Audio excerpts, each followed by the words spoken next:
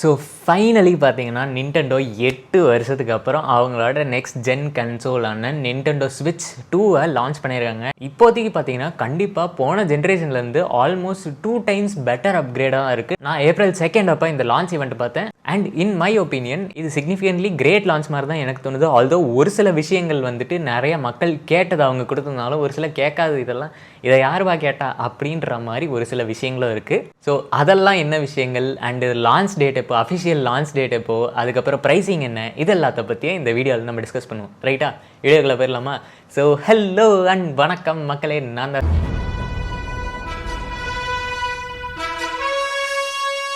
இன்றைக்கி நம்ம நிண்டெண்டோ ஸ்விட்ச் 2ல் என்னென்னலாம் புதுசாக அப்கிரேட் வந்திருக்கு, என்னென்ன கேம்ஸ்லாம் வந்திருக்கு அப்படின்றது தான் பார்க்க போகிறோம். ரைட்டா, first hardware changes. One of the biggest hardware changes என்ன அப்படின்ட்டு பார்த்தீங்கன்னா 6.2 இன்ச்லேருந்து 7.8 இன்ச் டிஸ்பிளேவாக இன்க்ரீஸ் பண்ணியிருக்காங்க. Almost 8 inches display. அண்ட் கண்டிப்பாக 2 inches really makes a difference. அது வந்துட்டு ஒரு சிக்னிஃபிகன்ட்லி பெரிய ஸ்க்ரீன் ரியல் எஸ்டேட் கொடுக்கும்.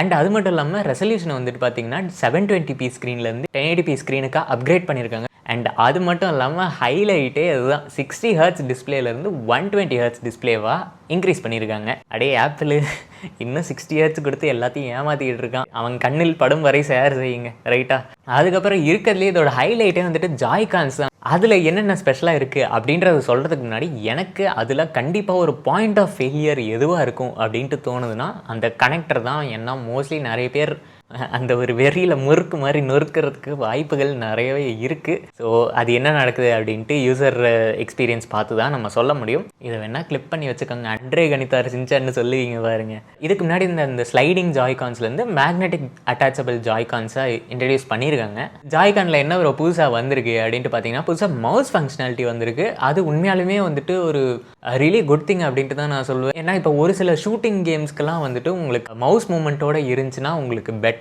எய்ம் கிடைக்கும், பெட்டர் ஒரு யூசர் எக்ஸ்பீரியன்ஸ் கிடைக்கும். அது உண்மையாலுமே வந்துட்டு வரவேற்கக்கூடிய ஒரு விஷயம் தான். அண்ட் அதுக்கப்புறம் வந்துட்டு புதுசாக ஒரு சி பட்டன் இன்க்ளூட் பண்ணியிருக்காங்க. அது என்ன ஒரு சி பட்டன்னா சாட் பட்டன். அதாவது சிம்பிளாக சொல்லணும்னா நம்ம டிஸ்கார்டு இருக்கு இல்லையா, அந்த மாதிரி Discord for Nintendo but paid version.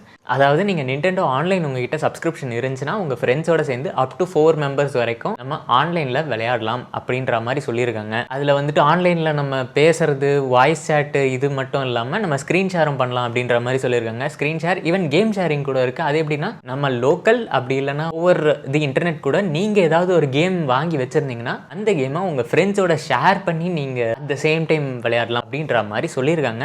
And அதுக்கப்புறம் நீங்கள் இந்த சேட் வந்துட்டு வாய்ஸ் சேட் மட்டும் வீடியோ சாட் கூட பண்ணலாம். அதுக்கு தான் புதுசாக நிண்டெண்டோ கேமரா அப்படின்ட்டு தனியாக ஒரு பெரிஃபரலே இன்ட்ரடியூஸ் பண்ணியிருக்காங்க. லான்ச் ஈவெண்ட்டில் பார்த்தேன், கொஞ்சம் நல்லா தான் இருக்குது. நீங்கள் லோக்கலில் விளையாடுறீங்கன்னா ஒரே சிங்கிள் கேமரா வச்சு 4 பிளேயர்ஸோட ஃபேஸும் வந்துட்டு தனித்தனியாக ட்ராக் பண்ணும் அப்படின்ற மாதிரி சொல்கிறாங்க. பட் அது யார் எப்படி எந்த பிளேயரு அப்படின்றது ட்ராக் பண்ணுறது, இது அந்த விஷயம்லாம் எனக்கு ஐடியா இல்லை. ஸோ நம்ம காத்திருந்து பார்ப்போம். அண்ட் அந்த கேமரா பற்றி பேசுகிறப்ப தான் வந்துட்டு இன்னொரு விஷயம் ஞாபகம் என்னதுன்னு பார்த்தீங்கன்னா எக்ஸ்ட்ரா ஒரு USB-C போர்ட்டுமே வந்திருக்கு. ஸோ இதுக்கு முன்னாடி நமக்கு பாட்டமில் மட்டும் சார்ஜிங்க்கு அண்ட் டிஸ்பிளே கனெக்ஷனுக்கு ஒரு USB-C போர்ட் இருக்கும். இப்போ வந்துட்டு கீழே ஒரு C போர்ட் அண்ட் மேலேயும் வந்துட்டு ஒரு Type-C போர்ட் இருக்குது. அண்ட் அது ஆப்வியஸ்லி நமக்கு இந்த கேமராவுமே வந்துட்டு உங்களுக்கு Type-Cயோட வரதுனால அதில் கனெக்ட் பண்ணி யூஸ் பண்ணுறதுக்கும் நிறையவே ஆப்ஷன்ஸ் இருக்குது. மேபி புது ஹார்ட்வேர்ஸ், நிறைய ஹார்ட்வேர், எக்ஸ்ட்ரா கூலர்ஸ் அந்த மாதிரி இன்னும் நிறைய கூட வரலாம்.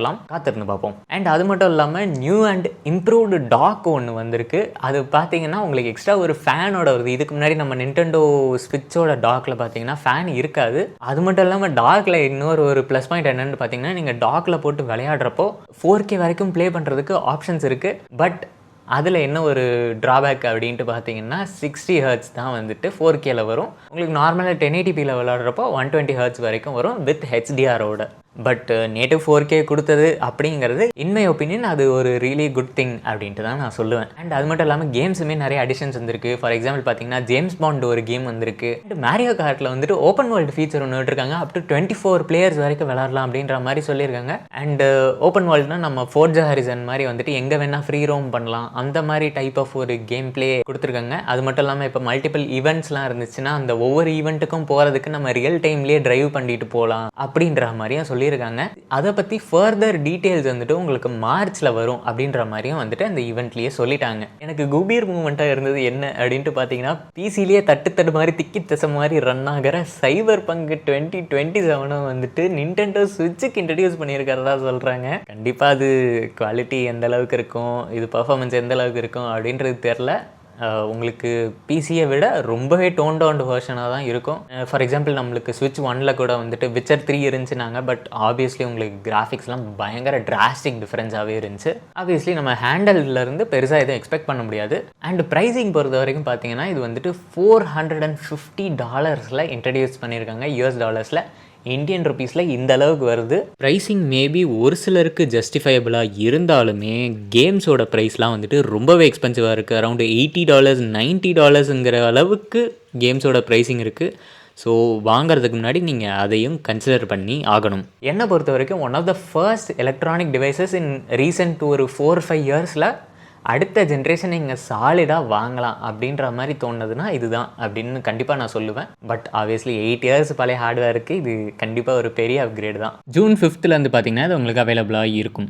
அண்ட் தென் இது வந்துட்டு ஒர்த்தா ப்ரோ அப்படின்ட்டு கேட்டிங்கன்னா கண்டிப்பாக ஒர்த்து தான். உங்களுக்கு ரெசல்யூஷனும் சரி, ரெஃப்ரெஷ் ரேட்டும் சரி, அண்டு டிஸ்பிளே சைஸுமே சரி, எல்லாமே வந்துட்டு நல்ல அப்கிரேடாக தான் வந்திருக்கு.